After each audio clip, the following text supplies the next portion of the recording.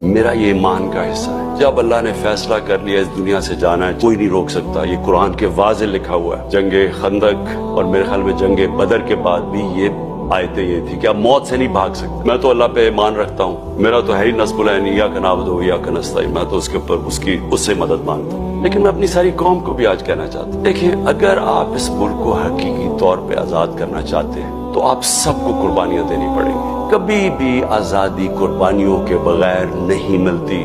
جو چھوٹا سا طبقہ قبضہ کر کے بیٹھ جاتا ہے، یہ اتنا زیادہ فائدہ اٹھا رہے ہیں اس کرپٹ سسٹم سے۔ ایک تو ان کے اربوں روپے کے کیسز معاف ہو رہے ہیں اور مزید اور پیسے بنانے کی ان کی اپرچونٹیز ہیں۔ لوگ تو لائنوں میں لگ کے آٹے کی لائنوں میں مر رہے ہیں، ملک ڈوبتا ہے، ان کو فرق نہیں پڑتا۔ اگر آپ کا کسی کا خیال ہے کہ یہ جو قبضہ گروپ آرام سے چھوڑ کے چلا جائے گا، غلط فہمی میں نہ رہے۔ آپ نے کسی نے اس سے خوف زدہ ہو کے اپنی آزادی کی تحریک سے پیچھے نہیں ہٹنا۔